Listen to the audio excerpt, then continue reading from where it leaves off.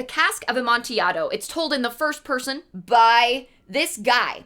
So know that I'm telling a story as I narrate this from his perspective. And the language is a little bit old, so I'll try to explain stuff. If anyone is bothered by descriptions of, like, enclosed spaces, might not be for you. There's no, like, gore or anything in this story, but it is Edgar Allan Poe, so just be mindful of your emotional state. I will not be mad if anyone needs to step out. Anyway, the 1,000 injuries of Fortunato I had borne as I best could, but when he ventured upon insult, I vowed revenge. So, this guy Fortunato has been a thorn in the narrator's side, and finally he has gone too far. You, who so well know the nature of my soul, will not suppose, however, that I gave utterance to the threat. Didn't say it. At length, I would be avenged. This was a point definitely settled, but the very definitiveness with which it was resolved precluded the idea of risk. I must not only punish, but punish with impunity. A wrong is unredressed when retribution overtakes its redresser. It is equally unredressed when the avenger fails to make himself felt as such to him who has done the wrong. So here the narrator is musing, like, I am not going to get revenge just on a whim out of anger. I am going to punish him and make sure he knows he is being punished and that I am doing it because he has offended me. This is not a moment of passion decision. This is slow and planned out. It must be understood that neither by word or deed had I given Fortunato cause to doubt my goodwill. He has no idea that the narrator's mad at him. He thinks they're friends. I continued, as was my wont, to smile in his face, and he did not perceive that my smile now was at the thought of his immolation. Still being friendly, still being cheerful, Fortunato has no idea that the cheerfulness is because I'm thinking about how I'm gonna get revenge on him. He had a weak point, this Fortunato, although in other regards he was a man to be respected and even feared. He prided himself on his connoisseurship in wine. Connoisseurship, like, he knows a lot about it. He likes his wine. Few Italians have the true virtuoso spirit. For the most part, their enthusiasm is adopted to suit the time and opportunity, to practice imposture upon the British and Austrian millionaires. In painting and gemmery, Fortunato, like his countrymen, was a quack. But in the matter of old wines, he was sincere. In this respect, I did not differ from him materially. I was skillful in the Italian vintages myself, and bought largely whenever I could. So they both, like, kind of collect wine. They're both into it. The communicate, yes! Important! It was about dusk, one evening during the supreme madness of the Carnival season, that I encountered my friend. He accosted me with excessive warmth, for he had been drinking much, so he's hammered. The man wore motley. He had on a tight-fitting party-striped dress, and his head was surmounted by the conical cap and bells. I was so pleased to see him that I thought I should never have done wringing his hand. He's hammered, he's motley, like multicolored, he's got this really loud outfit on, he's got like a jester hat with bells, and he is trashed drunk. I said to him, "My dear Fortunato, you are luckily met. How remarkably well you are looking today. But I have received a pipe of what passes for Amontillado, and I have my doubts." Amontillado, like it's a type of wine. "How?" said he. "Amontillado? A pipe? Impossible! And in the middle of the carnival? Like, how did you find all this wine? Everyone's drinking. How did you get, like, a nice wine like that?" "I have my doubts," I replied, "and I was silly enough to pay the full Amontillado price without consulting you in the matter. You were not to be found, and I was fearful of losing a bargain." "Amontillado," he says. "I have my doubts. Amontillado! And I must satisfy them." All he hears is this fancy wine. But the narrator is saying, I'm not sure it's really Amontillado, like, I'm worried I got scammed and paid too much for something that is not that good quality. Agreed with me. What did I say? I don't even remember. I'm reading Edgar Allan Poe. Romantic. No! I did miss the not. No! Communication is important. Let's communicate with Fortunato. So he goes, "Amontillado!" All he hears is the wine. "As you are engaged, I am on my way to Lucchesi. If anyone has a critical turn, it is he. He will tell me." Lucchesi is another wine connoisseur. So the narrator said, I'm gonna go ask him, see if he can tell whether this is genuine Amontillado. So they're saying, "Oh, it looks like you're having fun at the party. I'll go ask him." But Fortunato says, Lucchese cannot tell Amontillado from sherry. And the narrator says, and yet some fools will have it that his taste is a match for your own. It's like, some people say he's as good at knowing wine as you. And Fortunato says, come, let us go. Whither? Fortunato says, to your vaults, to the place where you keep your wine. My friend, no, I will not impose upon your good nature. I perceive you have an engagement. Lucchese, I have no engagement, says Fortunato. Come. He's real excited about this wine. He doesn't want the narrator to go talk to the other guy. He wants to not only try this wine, but prove that he knows his wine. But the narrator insists, my friend, no, it is not the engagement, but the severe cold with which I perceive you are afflicted. The vaults are insufferably damp. They are encrusted with niter. So he's saying, like, it's damp and dank in there, like these underground vaults. It's this big area, like, of storage. And it's like a cave. It's stony and, like, that weird cave-like humidity. So the narrator says, you don't want to go. You have a cold. It'll make it worse for you to go down there. And Fortunato says, let us go. Nevertheless, the cold is merely nothing. Amontillado, you have been imposed upon. And as for Lucchese, he cannot distinguish sherry from Amontillado. He's like, Lucchese doesn't know what he's talking about. You shouldn't ask him. Thus speaking, Fortunato possessed himself of my arm, and putting on a mask of black silk and drawing a roquelaire closely about my person, I suffered him to hurry me to my palazzo. So Fortunato grabs the narrator's arm and is like, let's go! I insist we're gonna go try that wine. There were no attendants at home at the palazzo. It's Italian for, like, palace. Clearly both of these characters are of wealth. Just sit back and wonder what's going on. We're reading Edgar Allan Poe. So Fortunato grabs the narrator's arm. We are going to your house to try that Amontillado. There were no attendants at home. They had absconded to make merry in honor of the time. They went out to party too. I had told them that I should not return until the morning, and had given them explicit orders not to stir from the house. These orders were sufficient, I well knew, to ensure their immediate disappearance, one and all, as soon as my back was turned. So the narrator told his servants, I'm gonna be out all night, don't leave the house. Stay here, don't go out and party. He knew they would go out and party if he told them not to. I took from their sconces 2 flambeaux. So a sconce is like a torch holder. Flambeau, a torch. They don't have flashlights. It's a long time ago. I took from their sconces 2 flambeaux, and giving one to Fortunato, bowed him through several suites of rooms to the archway that led into the vaults. I passed down a long and winding staircase, requesting him to be cautious as he followed. We came at length to the foot of the descent, and stood together upon the damp ground of the catacombs of the Montresors. So the Montresors is the narrator's family. This is their estate. The catacombs are beneath the house where they keep wine and dead bodies. The gait of my friend was unsteady, and the bells upon his cap jingled as he strode. He's hammered. He's a little unsteady on his feet. The pipe, he said. It is farther on, said I. But observe the white web work which gleams from these cavern walls. He turned towards me and looked into my eyes with 2 filmy orbs that distilled the rheum of intoxication. So his eyes are glazed and glassy because he's hammered. Niter? He asked at length. Niter? I replied. How long have you had that cough? And then he has a coughing fit. It's transcribed as ugh, ugh, ugh. Fortunato has a coughing fit. My poor friend found it impossible to reply for many minutes because down here he has a cold and it's even harder to breathe because it's got, mold and stuff in the catacombs. It is nothing, he said at last.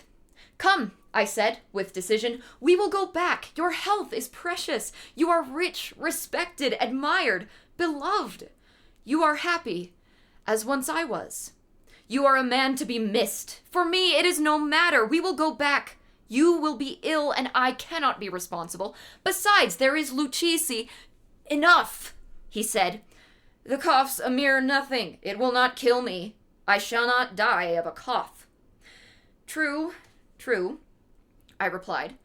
And indeed, I had no intention of alarming you unnecessarily, but you should use all proper caution.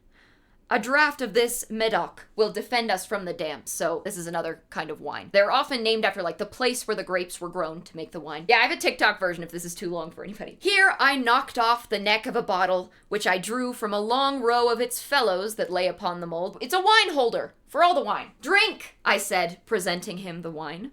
He raised it to his lips with a leer. He paused and nodded to me familiarly while his bells jingled. I drink, he said, to the buried that repose around us, to the people buried here, to the dead people in the catacombs. And the narrator takes it here, I only have coffee. And I, to your long life. He again took my arm, and we proceeded. These vaults, he said, are extensive. The Montresors, I replied, were a great and numerous family. I forget your arms. A huge human foot door in a field azure. The foot crushes a serpent rampant whose fangs are embedded in the heel. So the narrator is describing the family's coat of arms. That was a thing back in the day, especially like wealthy families would have a coat of arms. You've probably seen them, a shield with some leaves or flowers or like a scroll of paper. And maybe on the shield there's like a lion or something. That's a coat of arms. So the narrator is describing the family's coat of arms. And the motto, says Fortunato, Nemo me impune lacessit, which I just mixed classical and ecclesiastical Latin, but we're moving on. Good, he said.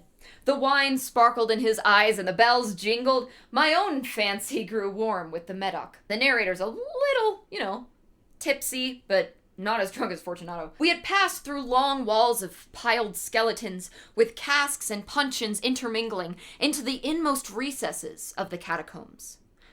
I paused again, and this time I made bold to seize Fortunato by an arm above the elbow.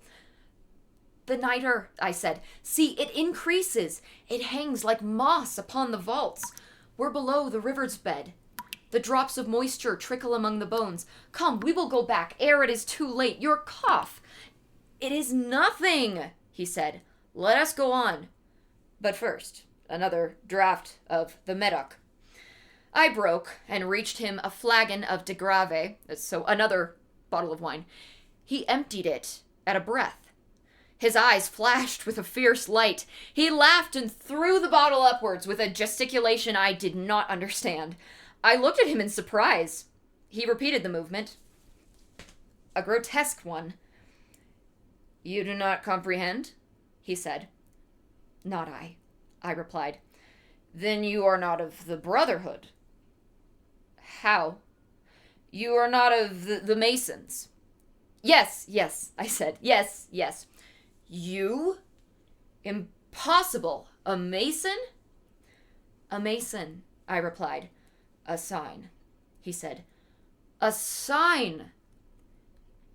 It is this, I answered, producing from beneath the folds of my roquelaire a trowel. You jest, he exclaimed, recoiling a few paces. But let us proceed to the Amontillado. Be it so, I said, replacing the tool beneath the cloak and again offering him my arm. He leaned upon it heavily. We continued our route in search of the Amontillado. We passed through a range of low arches, descended, passed on, and descending again, arrived at a deep crypt, in which the foulness of the air caused our flambeaux rather to glow than flame.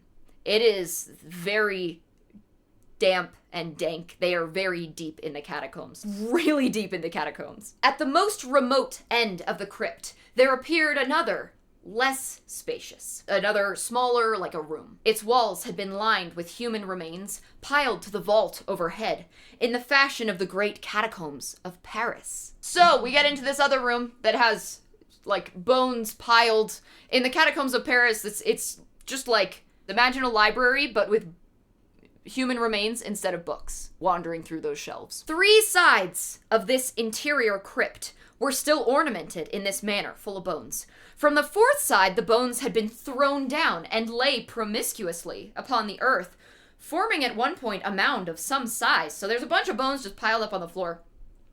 Within the wall, thus exposed by the displacing of the bones, so these bones used to be on this 4th wall, and they have been kind of removed. Within the wall, thus exposed by the displacing of the bones, we perceived a still interior crypt or recess, in depth about 4 feet, in width 3, in height 6 or 7. So behind this shelf that was full of bones, there is another little room in the crypt. Basically a hole in the wall. It seemed to have been constructed for no especial use within itself, but formed merely the interval between 2 of the colossal supports of the roof of the catacombs, and was backed by one of their circumscribing walls of solid granite.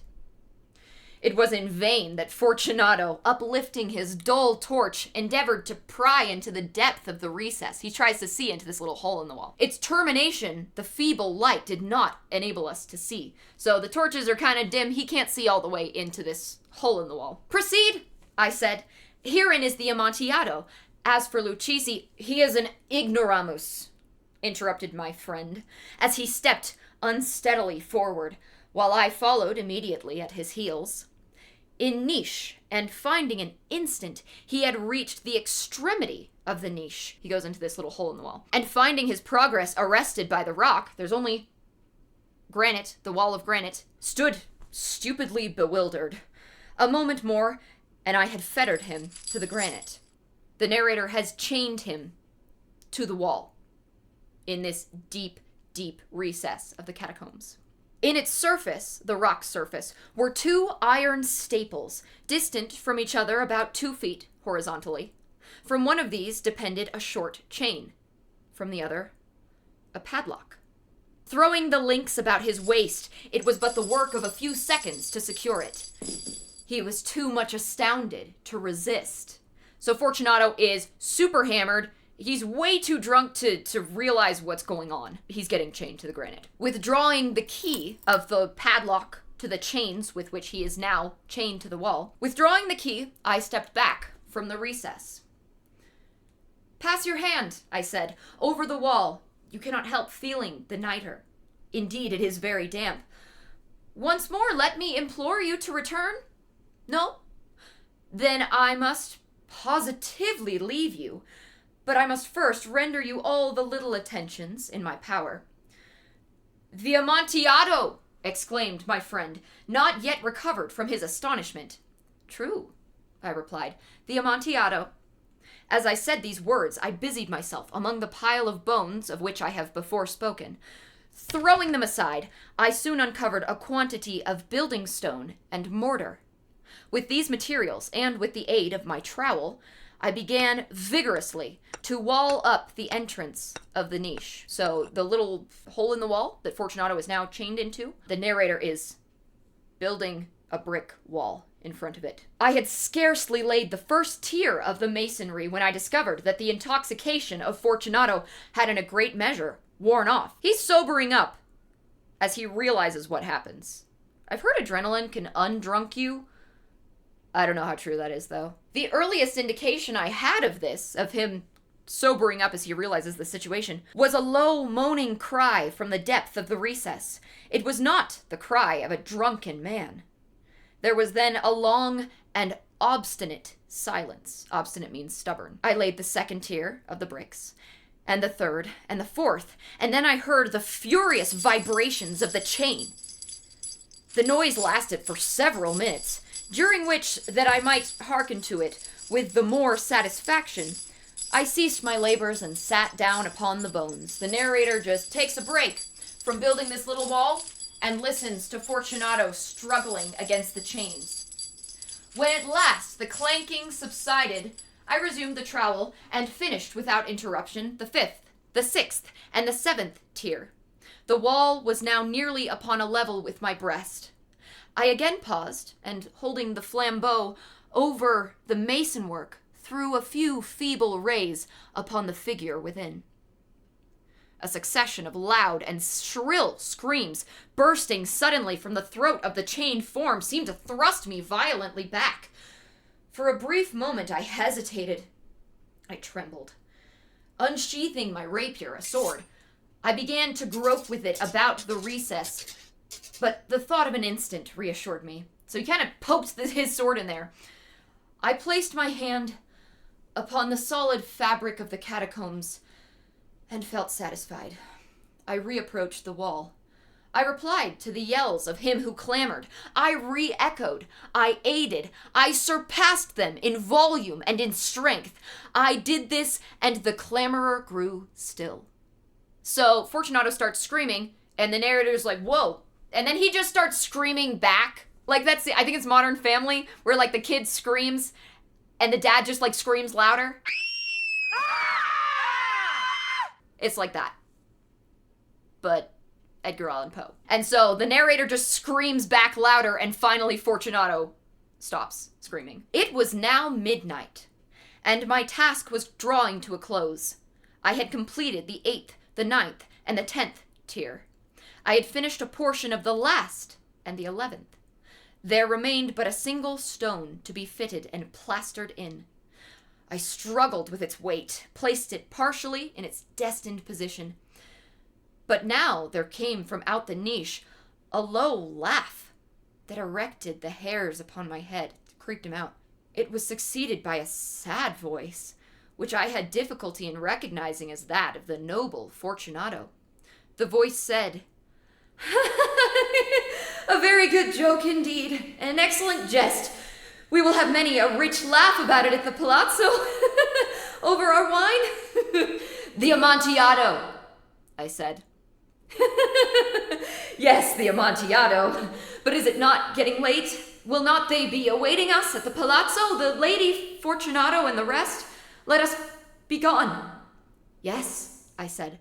"Let us be gone." "For the love of God, Montresor!" "Yes," I said. "For the love of God!" But to these words I hearkened in vain for a reply. He didn't say anything. I grew impatient. I called aloud, "Fortunato!" No answer. I called again, "Fortunato!"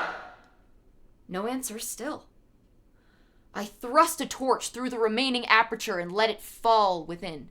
He dropped a torch into the niche. There came forth in return only a jingling of the bells. My heart grew sick. It was the dampness of the catacombs that made it so. I hastened to make an end of my labor, finish the wall. I forced the last stone into its position. I plastered it up. Against the new masonry, I re-erected the old rampart of bones. For the half of a century, no mortal has disturbed them. In pace requiescat. That's Latin for rest in peace. And that's the Cask of Amontillado.